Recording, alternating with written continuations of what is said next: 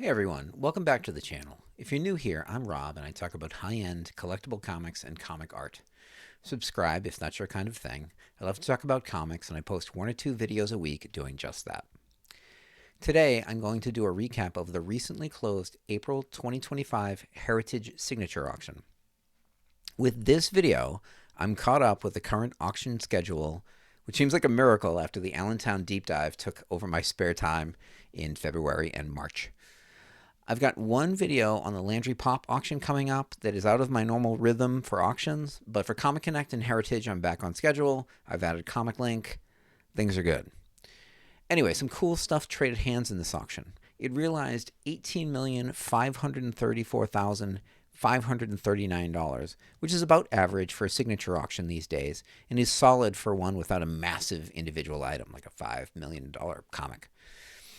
I'm going to start with a small number of lots that I covered in the preview, and then I'll add a few lots that I thought were cool. Let's get started. We got $66,000 for this incredible Wolverine page from X-Men number 268 by Jim Lee and Scott Williams. Someone loves this book as much as I do. I'm still waiting for the X-Men 268 movie, Marvel. That'll get me back in the theaters for your movies. Tales of Suspense number 39, story page number 7, first appearance of Iron Man. Update, I still haven't read Tales of Suspense 39. I'll let you know when I do. This didn't sell for $3.6 million, but it still sold for $504,000. I love this historic gem, so I hope it found a good home. And someday I will stop talking about that Secret Wars number 8 result. Today is not that day. Herb Trimpe and John Severin, Incredible Hulk 144 Doctor Doom cover. $336,000 for this dynamic cover. That's the second highest price paid for Trimpe at Heritage, behind the Hulk 180 page, which sold for $657,250 over 10 years ago now. I think it would go for a little bit more these days. Here's a book I love. Detective Comics number 1, CGC 6.5. $228,000 is the highest price in GPA by a huge factor for this book. And it's the second transaction of over $100,000 for Detective Comics number 1 that I have access to, that I know about. I'm looking at you, Comic Link. The other one is crazy. It's the $170,000 trade for the Church copy from 1996. That book was listed at the time as VG Fine, by the way. So if that's the grade, it's basically worth $170,000 right now. Now, that said, you own the Detective Comics number 1 Church copy, so you get bragging rights at least. Incredible Hulk number 1, CGC 9.0, sold for $312,000. This is the record for this book in this grade, topping an aggressive $300,000 from 2017 and selling for nearly $100,000 more than the last sale in 2019. Great book and a solid result. Superboy number 1, Old Holder. This book got $21,600. Hopefully me talking about the Old Holder didn't scare people off, but it was a bummer. So this copy last sold for $31,200 5 years ago. So $21,600 is a bummer for the consigner. The high for this book is $45,600, which was last year. So this is officially like not a great result. I'm sorry. I won't talk about the Old Holders anymore. That's a lie, because they're fascinating to me. In fact, I'm going to talk about them later. $66,000 for this excellent Suspense Comics number 3, CGC 1.5. Not even $15,000 more than the last 1.5, which didn't present nearly as well. A good buy for whoever got this. Hopefully someone's going to comment that they got it, because I love this purchase. See what I mean? The color loss is at least at the top of the book and not the cover image, which, I mean, it would destroy the value of this book, but I'd much rather have this current Heritage copy. Now, of course, I know that there aren't an infinite supply of these, so you get what you can get, right? Like, and I always talk about it where, especially with Golden Age books, you just have to, like, empty the bank and just get it if it's something you want, because they just don't come around very often. And, you know, this is a perfect example of that. Suspense Comics number 3 is a difficult book to buy. Art Adams and Terry Austin, New Mutant Special Edition number 1, wraparound cover, original art. $240,000 for this crazy wraparound cover from Art Adams. Check out the auction description and the like photos of the auction because it's like crazy how there's all these overlays and stuff like that. It's a wacky piece. This is easily the best. 240,000, easily the best result for Adams on Heritage. And for me, the nostalgia on this is very strong. This is a very cool image from an interesting period in Marvel where we're just starting to expand the mutant universe. You know, now there's like, at times there have been like 25 mutant books, but like New Mutants, and they started to kind of, you know, they would get to X-Force and X-Men and whatever, but this is where that started, and people like Art Adams made it possible because he was so good and such a fan favorite. So, love it. The Al Williamson inks over John Buscema on this killer Wolverine splash image brought $48,000. Love this one. Love Al Williamson. We got to talk about Al Williamson a little bit more because legend. Gil Kane, Marvel Spotlight number 32 cover, first appearance of Spider-Woman, $690,000. This is a record for Kane at Heritage, which is kind of crazy considering some of the work he's done over the years, but is also understandable because not everything goes through Heritage, and especially in original art, private sales happen. So there's been some material, I'm sure, that's sold for more than this because of like the work that he's done, which I'll talk about in a second.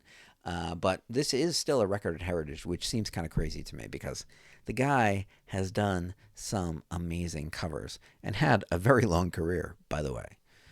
Maybe there's a Kane video in our future sometime. Might be fun. You ask, what's the second highest price paid for Kane at Heritage? It's this Amazing Spider-Man 98 cover, which is one of my favorite Spider-Man covers, full stop. It's a classic cover from a classic arc by one of comics' greatest artists. You cannot beat this. I don't know much about the availability of Silver Age DC artwork, but for a reminder, Kane has had his hand in some very memorable covers, some of the most important books in the hobby. So $690,000, this number would get blown away pretty quickly on the first day of bidding for some of his work. Let's just take a look. Pick your favorite. Giant Size X-Men number 1. Mine is Showcase number 22. I love that Green Lantern 40 cover.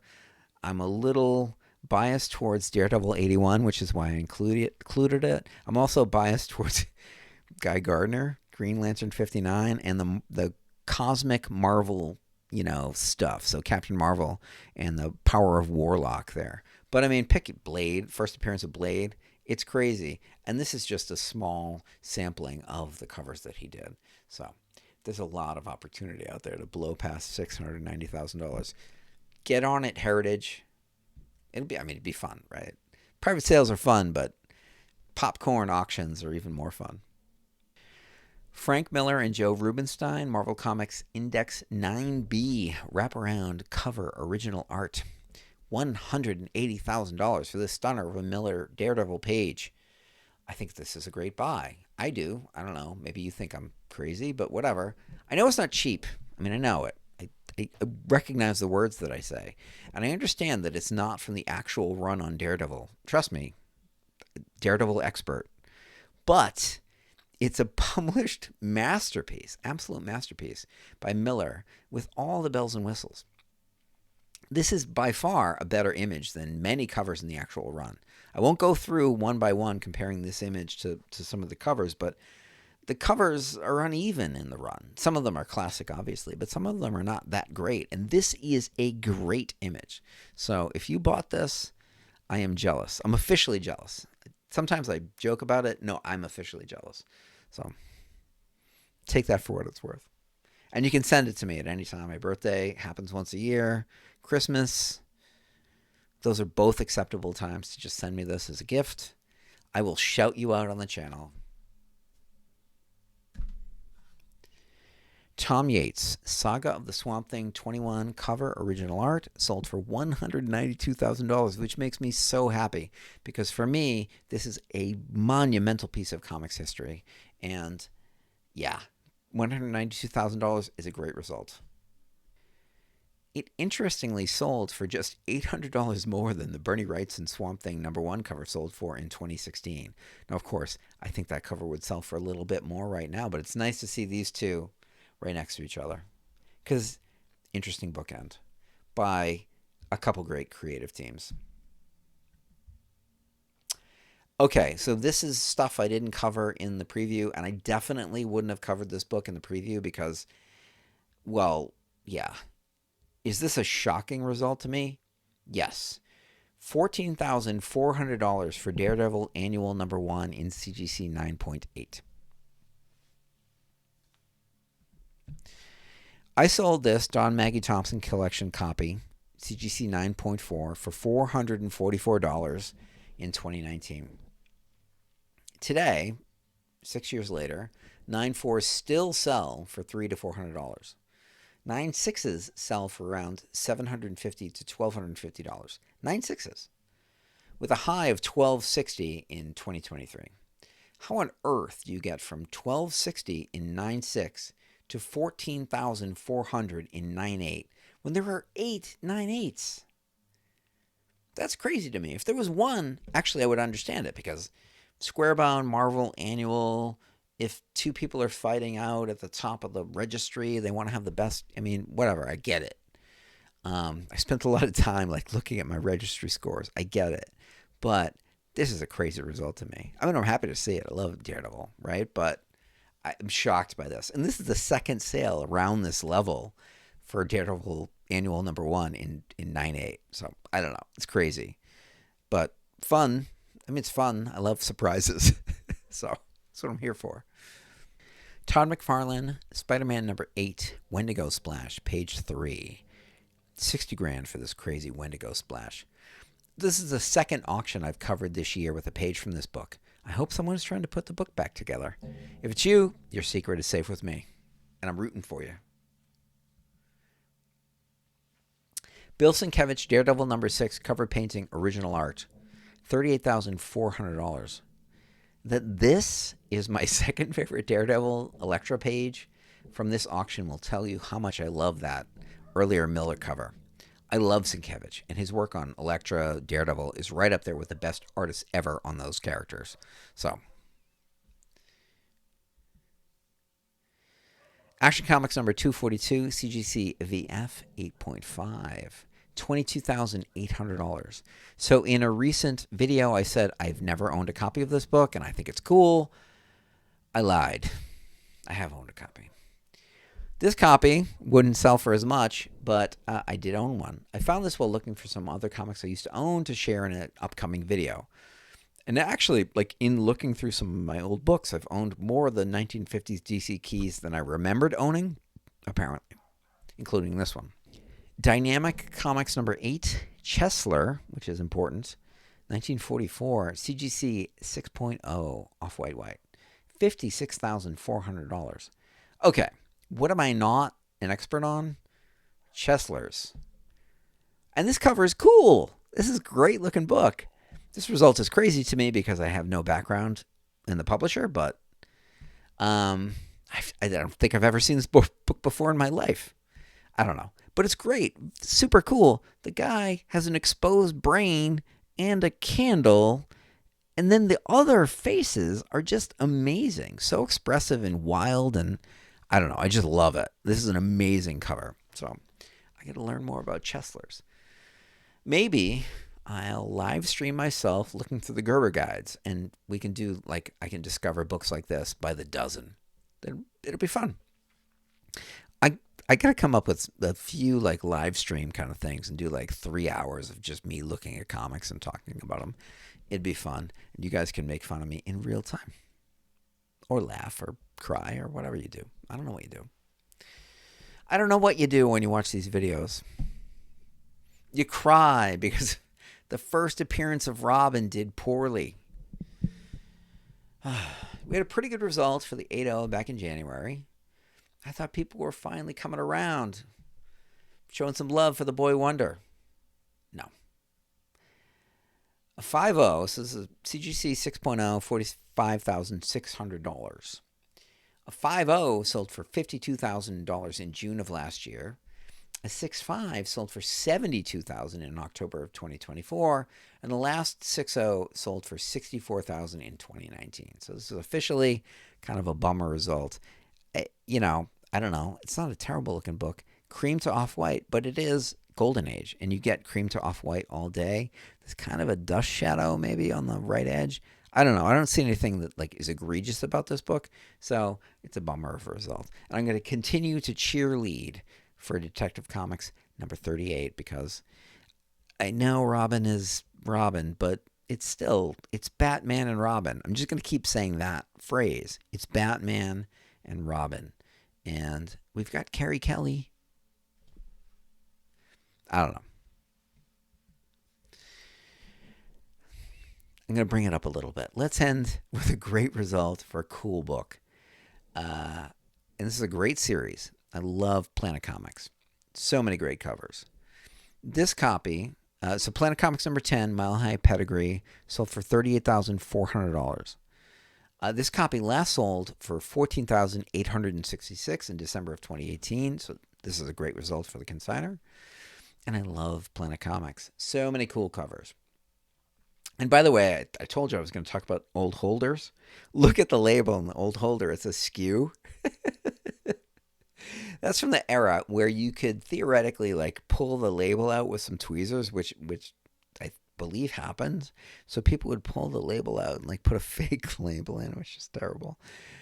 Which is good about the new holders, but it's bad, right? So like the old holders, is you would be able to crack them open like with just a screwdriver. You'd pop the corners, the book would be out. You just like you could peel the inner holder open, and you're done. The new books, they're like Fort Knox. The new holders, they're like Fort Knox. I've done it once myself, and never again. I'm sure there's a technique to remove books from these new holders, but I'm not going to do it enough to figure out that technique. I just eat the additional shipping and send the books down to Florida in the original holder. That was the thing. I used to pop them out so that you could send them cheaper because the plastic weighs something. But it's like, oh, no, I just send them down because it's like I feel like I'm going to destroy one of the books. You need a blowtorch and a jackhammer to get those new holders open. So. And there you have it. This auction had a lot of interesting material. Heritage is always fun. Next up, I'm going to cover the Landry Pop auction and their Paperboy collection books. Detective Comics number 27, 31, some actions, very cool stuff. Following that, I'm going to start a new series talking about my favorite comic books of all time. And I'm also going to revisit the Silver Age Pedigrees videos with a deep dive into the Avengers number 1 pedigree copies, which will be fun. As always, thanks for checking out the channel. I really appreciate you guys. And I'll see you in the next one.